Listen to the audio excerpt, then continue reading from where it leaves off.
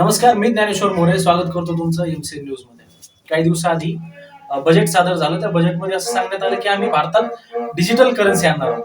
सध्या डिजिटल भारताचं युग आहे, डिजिटल इंडिया हे नारे सुद्धा आपण देतो. पण औरंगाबादच्या पैठण तालुक्यामध्ये एक विपरीत घटना घडलेली, जे डिजिटल इंडियाचं वास्तव आणि मूळ स्वरूप काय हे दाखवून देते. आपण आज त्यांच्यासोबतच बोलणार आहोत. ज्ञानेश्वर आवटे यांच्या खात्यात अचानक 15 लाख रुपये जमा झाले. स्वागत आहे तुमचं एमसीएन मध्ये. कसं वाटलं होतं आधी डायरेक्ट आपल्या खात्यात 15 लाख रुपये आले, मी लखपती झालो? तसं काही वाटलं नाही मला, हम्म. पण मी त्याच्यावर चौकशी केली आधी पहिले हा. गावामध्ये हम्म. सुशिक्षित व्यक्तींना. हम्म. त्याच्यानंतर मग गावातील व्यक्ती म्हणे का, म्हणजे माझे जे मित्र आहेत ते म्हणलेत का ते आपलं नरेंद्र मोदी बोलले होते त्यावेळेस एकेकाच्या खात्यावर 15 ते 20 लाख रुपये टाकणार आहेत, हम्म. तर ते झाले असतील म्हणे. अच्छा, म्हणजे तुम्हाला वाटलं की जी नरेंद्र मोदी यांनी घोषणा केलेली ते निवडणुकीच्या संदर्भातली 15 लाख रुपयाची, पण आता नंतर मग हळूहळू तुम्हाला जसं कळलं की आता हे पैसे निवडणुकीचे आहेत, मग गावकऱ्यांमध्ये अशी काही चर्चा वगैरे त्या पैशावर? नाही, तशी चर्चा काहीच नाही. नाही. नाही, आता काय वाटतं तुम्हाला, का झालं असेल हे प्रकरण? तर बँकेची चूक आहे की आता तुम्ही असं म्हणू की हे मुद्दामून केलेलं आहे वगैरे? ते मला काही सांगता येणार नाही. बँकेची चूक असू शकते, नाही तर मग शासना जो ग्रामसेवक आहे, पंचायत समिती आहे, यांच्या मार्फत ते चुका होऊ शकतात. असं सरासरी होऊ शकतं असं? होऊ शकतं, पण माझ्या एकट्यातच याला एखादा कोणी अपवाद पाहिजे. अच्छा. आता मीच का, म्हणजे मीच अपवाद का? आता आपण बघितलं की नेहमी आपल्याला सांगण्यात येतं की भारतामध्ये 30 कोटी 40 कोटी लोक फोन वापरतात, आपण डिजिटल बँकिंग कडे चालतोय.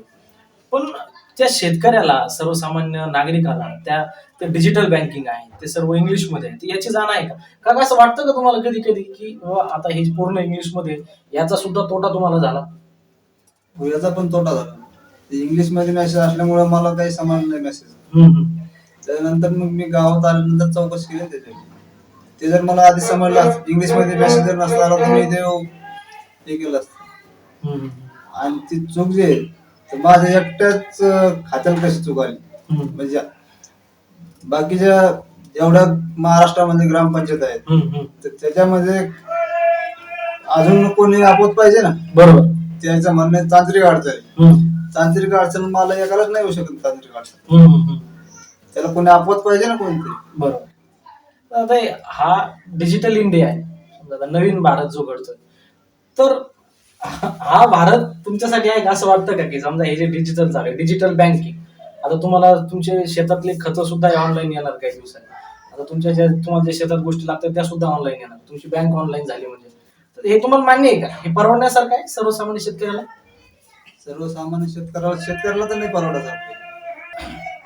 मीच का, म्हणजे मीच अपवाद का? आता आपण बघितलं की नेहमी आपल्याला सांगण्यात येतं की भारतामध्ये 30 कोटी 40 कोटी लोक फोन वापरतात, आपण डिजिटल बँकिंग कडे चालतोय. पण त्या शेतकऱ्याला, सर्वसामान्य नागरिकाला ते डिजिटल बँकिंग आहे ते सर्व इंग्लिशमध्ये आहे, याची जाण आहे का? असं वाटतं का तुम्हाला कधी कधी की आता हे पूर्ण इंग्लिशमध्ये, याचा सुद्धा तोटा तुम्हाला झाला? याचा पण तोटा झाला. इंग्लिश मध्ये मेसेज असल्यामुळे मला काही समजलं नाही मेसेज. त्यानंतर मग मी गावात आल्यानंतर चौकशी केली त्याच्यावर. ते जर मला आधी समजलं इंग्लिश मध्ये मेसेज जर नसता आला तर मी हे केलं असतं. आणि ती चूक जी आहे तर माझ्या एकट्याच खात्याला कशी चूक आली, म्हणजे बाकीच्या एवढ्या महाराष्ट्रामध्ये ग्रामपंचायत आहेत तर त्याच्यामध्ये अजून कोणी आपत पाहिजे ना. बरोबर.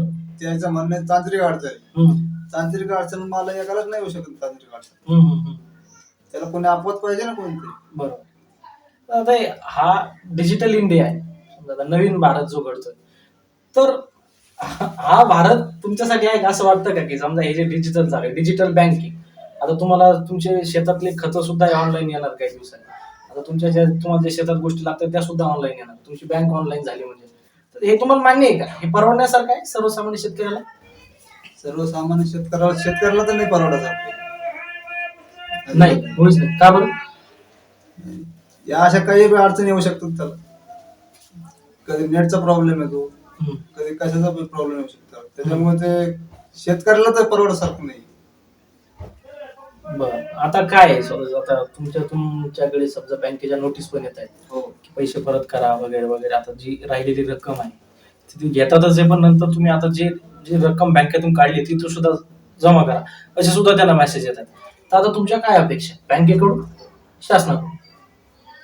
शासनाने आता मला नोटीस तर येऊ लागत, पण आता शासनाने आता काहीतरी करायला पाहिजे. एक तर शासनाकडे भरपूर योजना आहेत, त्या योजनेमध्ये समाविष्ट करून घ्यायला पाहिजे. धन्यवाद, तुम्ही आमच्याशी बोलला.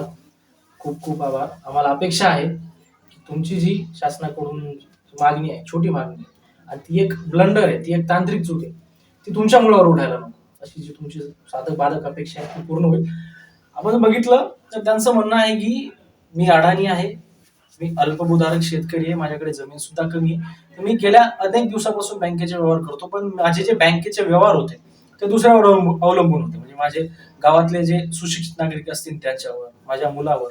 म्हणजे कुठेतरी जो आपण डिजिटल इंडियाचा नारा देतोय तो अजूनही ग्रामीण भागात रुजलेला नाहीये. रुजत जरी असला तरी त्याचं प्रमाण खूप कमी आहे आणि गती खूप संत आहे. म्हणून आपल्याला पुन्हा एकदा डिजिटल इंडियाचा विचार करावाच लागेल. धन्यवाद.